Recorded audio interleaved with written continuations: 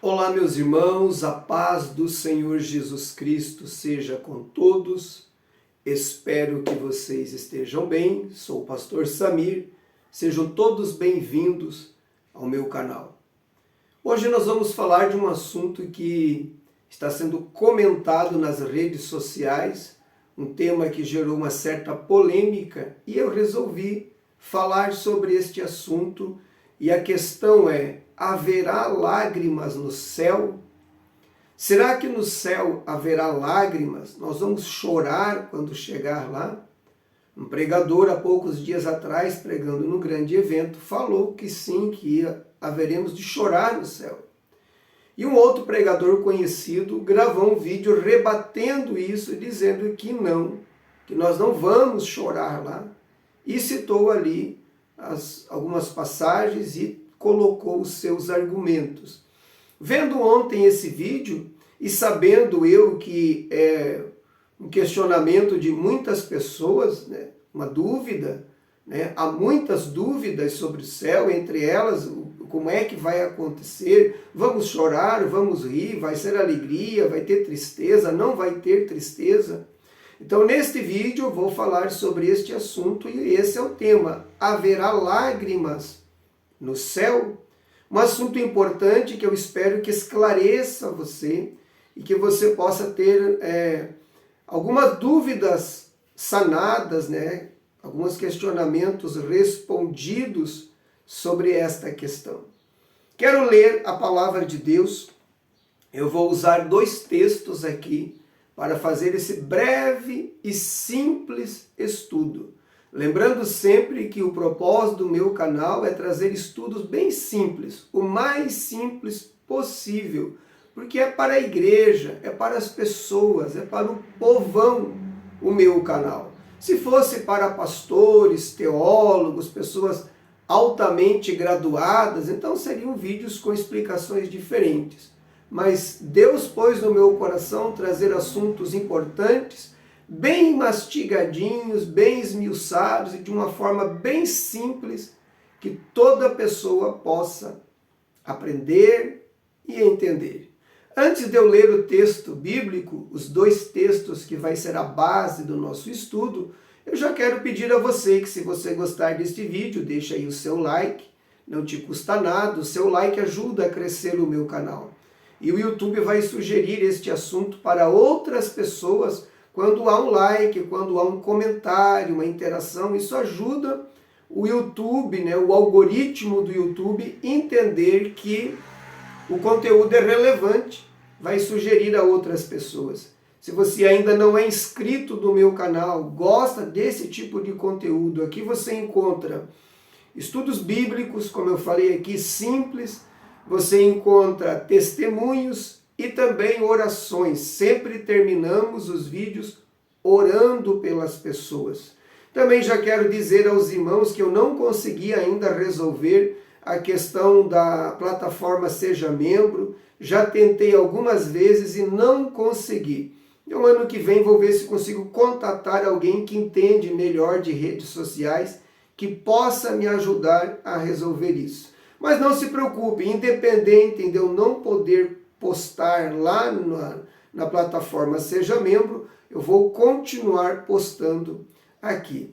Meu canal, irmãos, ele é tudo feito ainda de uma forma muito simples. Eu gravo meus vídeos aqui com o meu celular, eu não tenho nenhum tipo de edição, não há nada assim, né, que profissionalize melhor, digamos assim. Nós estamos aguardando, eu tenho orado a Deus. Eu quero comprar um notebook, eu quero comprar uma câmera melhor, eu quero daí, através do notebook, eu possa fazer edições, colocar algumas coisas melhores, eu quero melhorar a qualidade de imagem, de áudio do meu canal. Só que por enquanto estamos fazendo assim, apenas com o celular. Eu comecei assim e o objetivo principal é que as pessoas possam ouvir e assistir os vídeos. E a mensagem, que é o mais importante de tudo, ela vem a trazer crescimento, ela vem a trazer amadurecimento e edificação espiritual para a igreja do Senhor Jesus Cristo. Então deixe o seu like ajuda muito o meu canal e não te custa nada. Deixe aqui também o seu comentário sobre este assunto, o que você pensa sobre isso. Se você ainda não é inscrito, se inscreva, acione o sino das notificações. E se Deus tocar no teu coração de enviar uma oferta missionária ao meu ministério, você abrindo aqui a descrição do canal, a descrição do vídeo, você encontra uma chave Pix. Através desta chave você pode enviar uma oferta. Eu quero agradecer já aqui a todos os irmãos que têm enviado sempre uma oferta ao meu ministério. Eu tenho orado por vocês para que Deus os abençoe e os recompense, e tenho certeza que Ele faz isso, porque é a promessa da sua palavra, e eu tenho ouvido testemunhos ao longo da minha trajetória ministerial de pessoas que semearam no meu ministério e colheram, porque Deus, Ele é fiel. E é a oferta de vocês que me ajuda. Eu sou um pastor missionário, faço um trabalho voluntário na obra de Deus com recursos próprios. Eu recebo ofertas nas igrejas aonde eu vou, às vezes recebo, às vezes não recebo, às vezes é maior, às vezes é menor. Eu não faço a obra de Deus por dinheiro, eu nunca cobrei, não toco em assuntos. Sempre que me ligam, pastor, como é que eu faço para trazê-lo aqui? Eu digo, cobre a minha despesa da viagem e o que você sentiu no coração de me abençoar, eu recebo isso como oferta de Deus. Desenvolvo um ministério sério, faço um trabalho eficaz, evangelizando, ganhando almas, fazendo culto nas casas, pregando nas igrejas, visitando famílias, e o Senhor tem nos abençoado. Então, se você sentir de nos abençoar, se Deus tocar no seu coração, envie uma oferta. Você estará nas minhas orações e eu tenho certeza que a bênção do Senhor chegará também na sua vida. Vamos ler a palavra de Deus. A primeira leitura está em 1 Coríntios, capítulo de número 3. Estarei lendo a partir do versículo de número 11, que diz: porque ninguém pode pôr outro fundamento além do que já está posto, o qual é Jesus Cristo.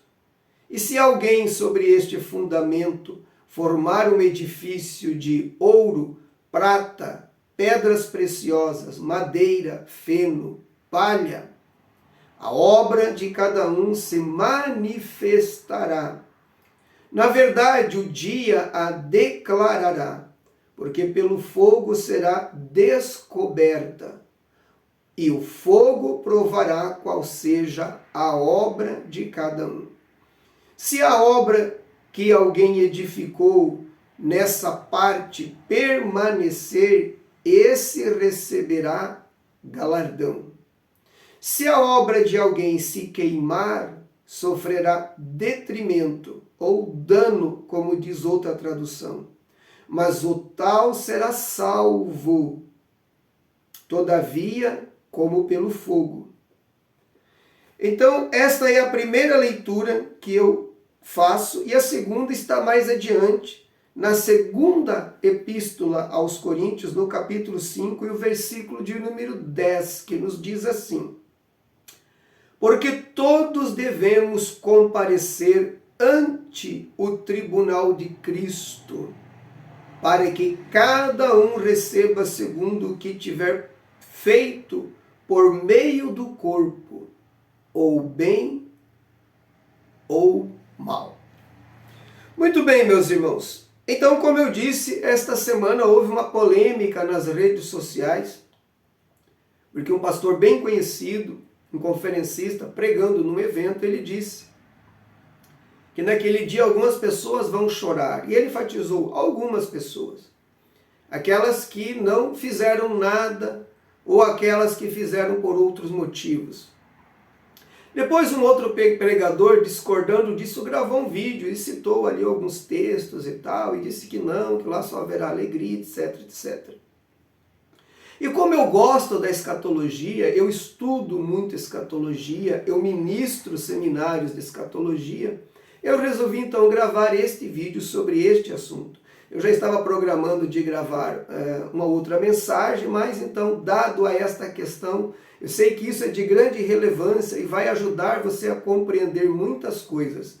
Era para mim ter gravado ontem, né? Segunda-feira é o dia da gravação, mas eu precisei sair de manhã, resolver algumas coisas, e então cheguei tarde, daí eu não gosto de gravar, irmãos, no período no final da tarde ou à noite, já até tentei fazer isso, não deu certo. Eu gosto de gravar de manhã, logo após o meu período de oração. Então, sempre que você assiste meus vídeos, lembre-se, eu estava diante de Deus em oração antes de gravar o vídeo. Eu oro pelo vídeo, eu oro pelo canal, eu oro pelas pessoas que assistem o canal, e a oração faz toda a diferença, irmãos. Nós temos que viver o que pregamos, e eu ensino aqui sobre a oração, eu ensino nas igrejas, e eu levo a sério a minha vida de oração e sei a importância da oração na vida do crente. Então eu deixei para gravar hoje, vou gravar hoje, amanhã, quarta-feira, vou gravar de novo e sexta-feira também terá outro vídeo aqui no canal. Então, haverá lágrimas no céu. Eu quero aqui trazer, irmãos, o meu pensamento, o meu entendimento, diante de tudo que eu já estudei ao longo aí de mais de 25 anos de estudo escatológico, de leitura da palavra, de leitura de muitas literaturas no campo teológico da escatologia bíblica, a doutrina das últimas coisas. Então, é claro que nós precisamos primeiro separar algumas coisas para entender isso. Segundo a nossa corrente escatológica, pré-tribulacionista dispensacionalista, que é a corrente escatológica da Assembleia de Deus, nós cremos no arrebatamento da igreja e cremos que ele acontecerá antes da grande tribulação. Já falei aqui no outro vídeo que há outras correntes que pensam diferente, não só em questão ao arrebatamento.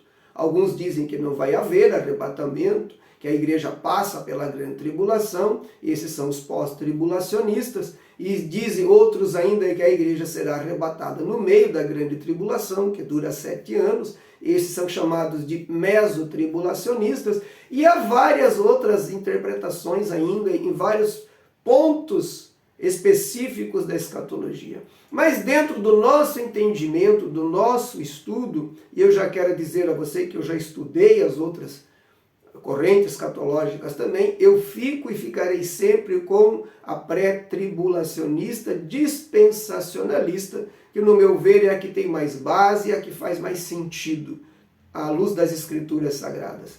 Então nós cremos que Jesus arrebata a igreja.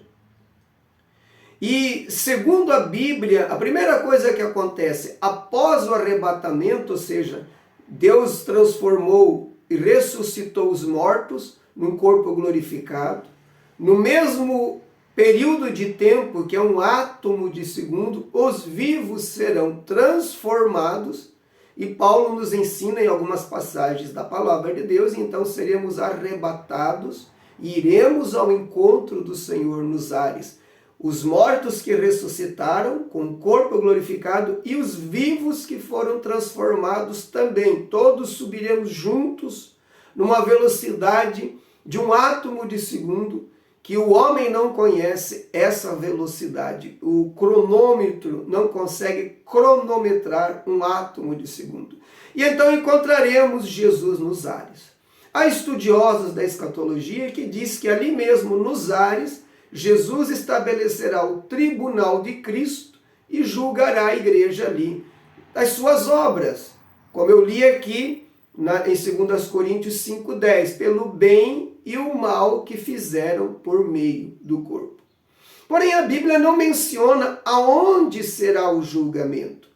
A Bíblia, ela nos dá fragmentos de revelações. Então, nós vamos tentando juntar para entender as coisas. Muitas coisas não são entendidas. Muitas coisas estão no campo da conjectura. Mas eu entendo, por exemplo, a Bíblia diz que seremos arrebatados. Encontraremos Jesus nos ares. A primeira coisa que acontecerá antes de sermos introduzidos no céu é o tribunal de Cristo. tribunal de Cristo é um julgamento para a igreja. Não é para condenação, como Paulo fala em 1 Coríntios, no primeiro texto que lemos, que Deus julgará nossas obras e aquele que não receber galardão será salvo também, mas como que pelo fogo. Eu vou explicar isso nesse vídeo. Eu acredito, irmãos, que nós seremos julgados, que o tribunal de Cristo será nas portas do céu, nos portais do céu. Por que eu penso assim? Porque quando eu olho para a cultura do Oriente Médio, a cultura bíblica, naquela época dos patriarcas, dos profetas, dos apóstolos, as coisas aconteciam nas portas da cidade. Era nas portas da cidade que estava, o tabelionato, que estavam os escrivãos, que estavam os sábios para dar conselhos. Os homens sábios se juntavam ali. Você vê isso no livro de Jó, por exemplo. Você vê também no livro de Ruth, que Boaz foi resgatar ali a herdade de Noemi nas portas da cidade, etc. Então, era nas portas da cidade que se resolviam questões jurídicas. Ali ficava o escrivão, o tabelionato, ali ficavam os sábios, ali se decidia questões de um animal que entrou no terreno do outro, se trazia para as portas da cidade. Muitas coisas que estão na Bíblia, elas são uma sombra de realidades verdadeiras, como por exemplo o tabernáculo, o templo, é uma figura do verdadeiro que há no céu. Então, eu acredito, e é claro, eu não sou o dono da verdade, estou colocando aqui o meu pensamento. O que nós sabemos é que haverá um arrebatamento, haverá um julgamento chamado Tribunal de Cristo, haverá um galardão para as pessoas que fizeram algo para Deus na terra. Isso é fato, isso é bíblico. O lugar não temos certeza, mas sabemos que haverá.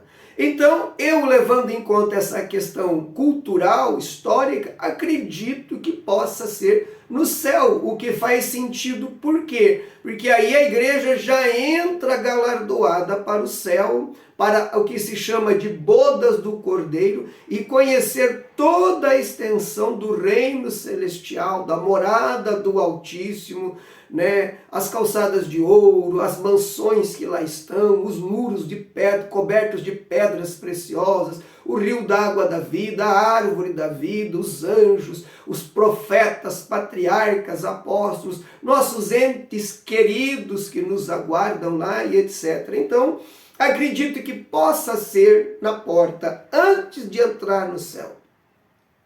Então, meus amados, levando em consideração isso, eu entendo que dentro do céu, quando nós entrarmos no céu literalmente, ali já não haverá mais lágrima.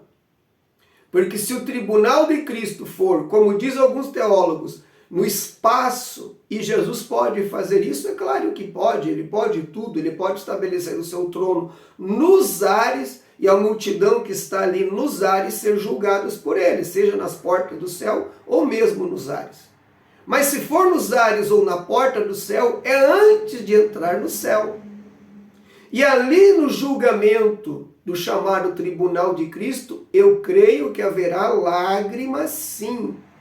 Porque, primeira coisa que você tem que levar em conta é a questão das dimensões que nós vivemos. Nós estamos aqui no que se chama de dimensão terrena, dimensão carnal.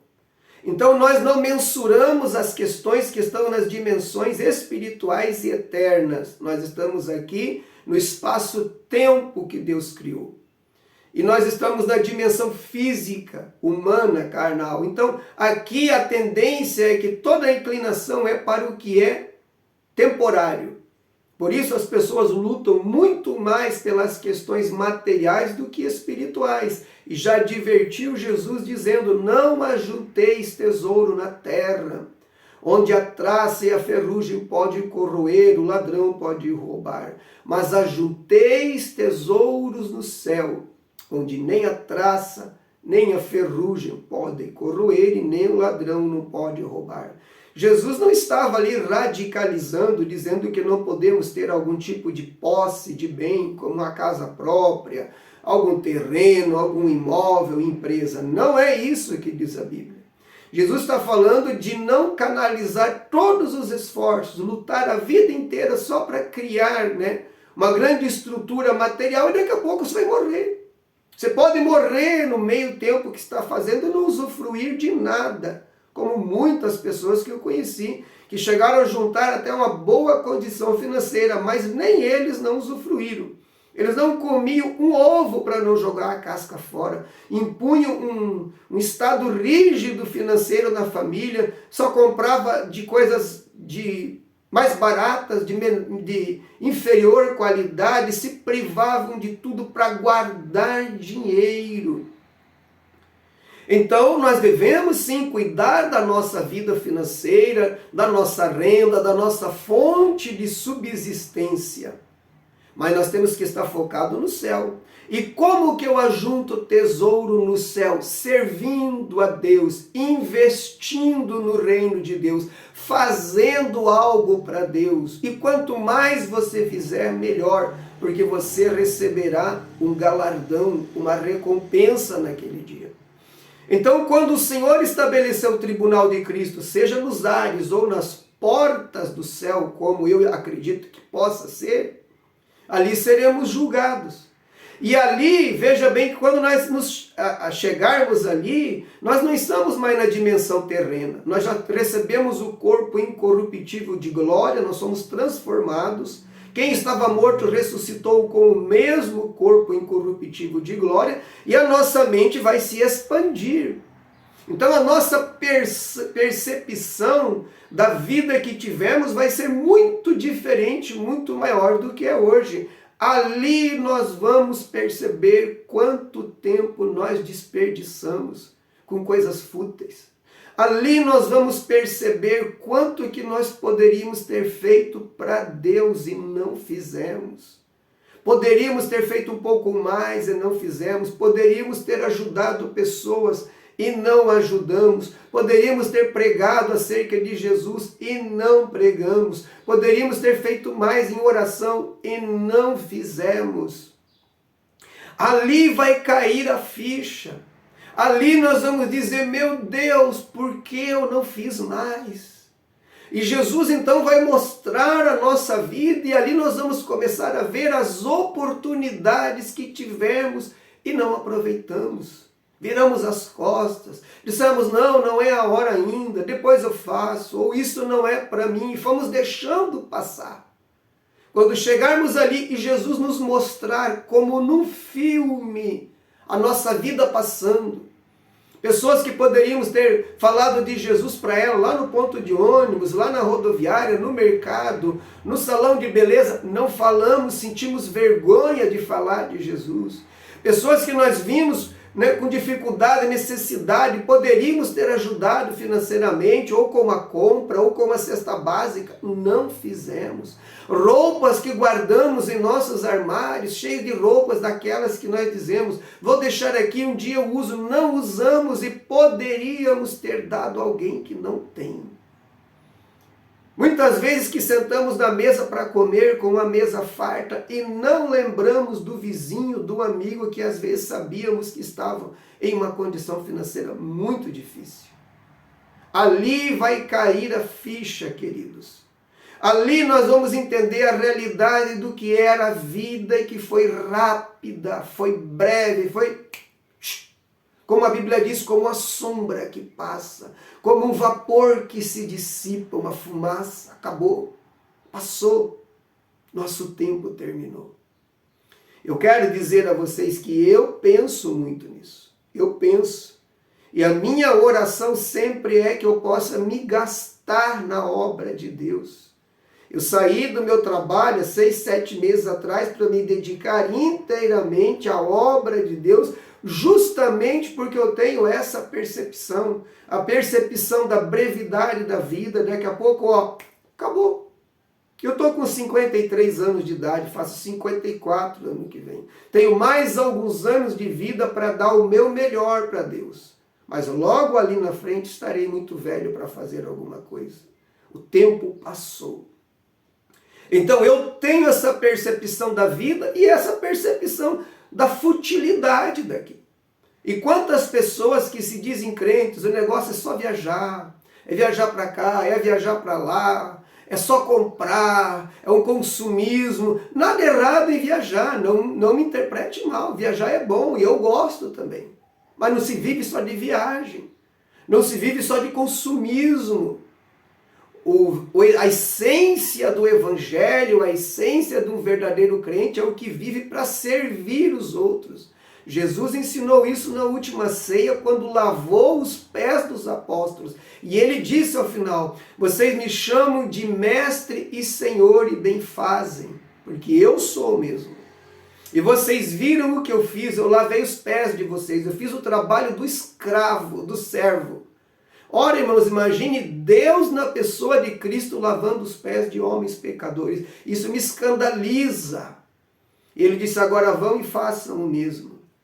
E quantas pessoas vivem assoberbadas, orgulhosas, vivem para si, pregadores que se tornaram conhecidos, que não ficam em qualquer hotel, que não andam em carro popular. Soube de história do irmão que foi buscar o pregador no hotel com um carrinho popular novo. Ele disse: eu não ando nesses carros, eu só ando num carro assim, num carro assado. Homens que se sentem estrelas, cantores que enriqueceram pelo evangelho, eles já receberam os seus galardões. Então, quando chegarmos ali, vamos perceber, irmãos, que o que deveríamos ter feito é feito algo para Deus. Você pode orar pelas pessoas, você pode orar pela obra de Deus, você pode orar pelos pastores, pelos missionários, pelas almas. Você tem feito isso? Você pode ajudar as pessoas. Você tem feito isso? Pare um pouco para pensar. Porque um dia, e muito breve, tudo isso aqui, vai terminar. A vida é muito breve. Nos encontraremos diante de Jesus, e ali, quando ele passar o filme da nossa vida, a história da nossa vida, ali nós vamos começar a ver cada oportunidade que poderíamos ter feito algo e não fizemos. Deixamos para depois, e passou. E ali nós veremos pessoas que com muito pouco fizeram muito para Jesus, sendo altamente recompensadas, galardoadas, meus irmãos. E ali sim eu acredito que haverá lágrimas. Ali haverá um choro de arrependimento, não de pecados, não porque está condenado, pelo que poderia ter feito e não fez. Pelo que poderia ter servido a outros e não serviu, pelo tempo desperdiçado com internet, redes sociais, com televisão, com maratonas do Netflix, das séries do Netflix. Poderia ter orado, poderia ter lido a Bíblia e não fez. Tudo isso tem galardão, porque transforma a nossa vida, nos dá crescimento, nos ajuda a servir a Deus. Então ali, no tribunal de Cristo, eu creio que haverá lágrimas. Por quê? Porque temos emoções. Nós não vamos subir para lá retardados. Nós não vamos subir para o tribunal de Cristo insensíveis. Muito pelo contrário, estaremos com o corpo glorificado, com a mente renovada. E ali nós vamos ter uma percepção profunda do que foi a nossa vida. Vamos conseguir refletir, raciocinar com uma clareza tão grande, com a profundidade tão grande. Nós vamos dizer: meu Deus, como eu vivi uma vida fútil. Como eu desperdicei a minha vida com tantas coisas que não me levaram a nada. Olha só aquela pessoa que eu poderia ter ajudado. Olha só esse mendigo que eu poderia ter voltado lá e pago uma refeição para ele, etc, etc, etc. Então ali pessoas chorarão. Pessoas, quando Paulo diz aqui que há 3 tipos de material que permanece e 3 tipos que perecem. Então ouro, prata e pedras preciosas são os materiais que usamos, que serão provados pelo fogo de Deus e vão permanecer. Desses materiais que usamos nas nossas obras, receberemos o galardão. Madeira, palha e feno são materiais que serão queimados quando o fogo descer. O fogo desce e queima rapidinho. Madeira, palha e feno. O que significa isso, irmãos? É as obras. Ouro, prata, pedras preciosas, as obras que nos custaram. Custaram lágrimas. Pessoas fazendo a obra de Deus sobre grande adversidade, perseguição, injúria, dificuldade financeira, questões alimentícias, às vezes se alimentando mal, para fazer a obra. Ouro, prata, pedras preciosas. Pessoas que abriram mão de tudo para servir a Jesus, pessoas que foram para outros países, deixaram famílias, pessoas que do pouco que tem colocam na obra de Deus, às vezes separam um pouquinho para ele, família, o resto é para a obra de Deus. Ouro, prata, pedras preciosas. Agora, o que é madeira, palha e feno? Aqueles que fizeram para se aparecer, aqueles que fizeram para o seu orgulho próprio, para a sua autopromoção, aqueles que fizeram para enriquecer. Não é novidade para ninguém que pregadores enriqueceram pregando o evangelho. Estes aí, meus irmãos, que não dormem em qualquer hotel, que não vão nas pequenas igrejas, que cobram grandes crachês, que negociam 2.000 por noite, 1.500 por noite. Eu sei dessas coisas, sou um pregador itinerante. Que vendem o evangelho, que cobram para pregar o evangelho, que enriqueceram e não só enriqueceram, como não fazem nada pelo reino, é só para eles. Cantores, cachês de 15, 20, 30, 40, 50, 60 mil reais. Estrelas do evangelho já receberam o seu galardão. Estas pessoas, quando olharem lá e verem no tribunal de Cristo, pessoas humildes que nunca apareceram, que ninguém conhecia, vindo até Jesus, o filme da sua vinda sendo passado, o sacrifício, as lágrimas, recebendo grandes galardões e honrarias da parte de Jesus. Então lá estas pessoas chorarão o choro do arrependimento. Então Jesus, quando ele falou, por exemplo, ele disse, quando vocês forem orar, não fiquem lá nas praças com as mãos levantadas, fazendo longas orações para serem vistos pelos homens, porque em verdade eu vos digo que já receberam o seu galardão. Vocês entenderam? Quem faz para se aparecer, quem ora para se aparecer, quem prega para se aparecer, quem canta para se aparecer ou para enriquecer, quem canta, quem prega, quem assume um cargo dentro da igreja, é ele que tem que aparecer ali. O coral é dele, a propriedade dele, o grupo instrumental é dele, a igreja é dele, porque há pastores que se sentem donos da igreja. Eles já receberam o seu galardão, já receberam, aqui em vida. Viveram uma vida regalada, com muito dinheiro, com tudo, e nunca se lembraram dos pequeninos. Não lavaram os pés de ninguém, como Jesus falou. Então, estes chorarão ali. Arrepender-se-ão profundamente. Vão dizer, meu Deus, que vida que eu vivi. Paulo diz, eles vão ser salvos também. Só não vão receber galardão. Vão ser salvos como que pelo fogo. O que quer dizer isso? Ali o texto, ele dá a ideia de que, por exemplo, uma casa que pega fogo e ela começa a queimar tão rápido que a pessoa pula a janela e foge, levando apenas a roupa do corpo, não consegue salvar nada, tudo foi queimado. Essa é a ideia do que Paulo diz quando ele diz assim, se a obra de alguém se queimar, versículo 15, sofrerá dano, mas o tal será salvo, todavia, como pelo fogo. Então o fogo da justiça de Deus descerá sobre cada obra que fizemos e provará.